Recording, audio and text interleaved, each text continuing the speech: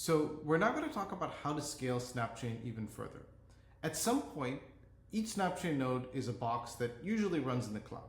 And at some point, you're going to run into a point where you can't get more disk, more CPU, more bandwidth on a single box. And that's just going to be the upper bound, and you run into this Moore's law constraint of how fast you can scale the thing. In order to get ahead of that, the technique that we're going to use is sharding, where we actually have multiple different chains in multiple boxes that are constantly moving the state of the network forward. Now, this is an idea that's been tried in blockchains. Practically, it's been very hard to implement for blockchains because of interdependencies between these shards. Again, this sort of goes back to the Alice pays Bob pays Charlie problem, where in order to do something on one shard, I might need information on another shard, and that cross-shard communication is actually quite challenging.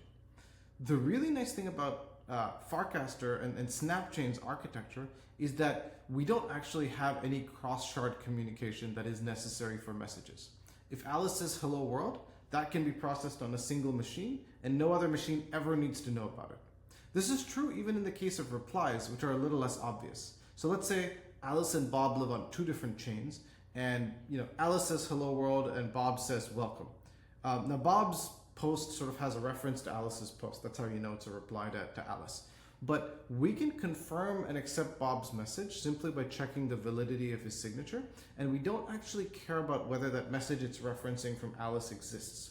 And the reason why is that we handle that at the application level. And we have to handle that at the application level too, because Alice can always delete that post. Even if we check that that post existed at the time they were made, the experience that we want is for Alice to be able to delete her message at any time. And so an application will have to handle the case where they see a message from Bob with no post from Alice, and they'll have to figure out a way to render that. This is sort of common on all social networks. And so there's no real special case where you have to check another message to know if this message is valid. For the most part, you can just look at a message from a user, check it, and confirm it immediately, which is distinct from how blockchains work. And so a very simple scheme is you can just split the network into n+1 chains, where you can say that hey, there's 3 chains, account number 1 goes to chain number 1, account 2 goes to chain 2, account 3 goes to chain 3, account 4 goes to chain 1, and just sort of round robin them around. And you've sort of created this sharding of accounts across different machines that immediately improves the throughput and the capacity of the network. So this is sort of the K+1 shard idea, where you basically have a set of different chains, and you figure out a way to set accounts on each chain.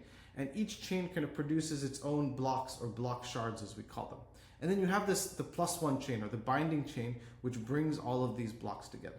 So each chain has a set of validators that are producing blocks just like we saw before, but they're only focused on their own users. So chain 1 will only look at Alice's messages, chain 2 will only look at Bob's messages, chain 3 will only look at Charlie's messages, and each of them will produce their own block shard for that sort of slice of the network. And once all the 3 slices are produced, there's sort of this binding chain that runs that combines them all together and actually makes a single block out of these 3 subchains, which then get broadcast to the rest of the network. So the nodes don't have to sort of worry about this abstraction. They still get just 1 block, but the actual processing has been divided cleanly across 4 different machines that are now able to run much faster. How much faster? Well, that's a little bit harder to measure. It's not a pure even split, because you can imagine that some accounts are going to be more active than other accounts, and you have to balance them. So you might get sort of this effect where certain servers get more work because they ended up with more active accounts. You also have limitations on how many shards you can have before coordination gets difficult. In theory, you can have each user on their own shard, but in practice, once you get beyond 10 to 100 shards, you start running into a lot of networking, speed of light limitations around how quickly they can all coordinate and agree on something. And so you quickly start reaching the point where somewhere between 10 to 100 shards is the most you can scale this out. So the way we're sort of thinking about scaling this out is you sort of first start just by scaling the boxes that you're on. So sort of vertical sharding, where you just make the boxes bigger. And today we're at about 1,000 with reasonable sized boxes. I'm sure we could probably push to 2,000, 3,000, 4,000, maybe with just larger and larger machines.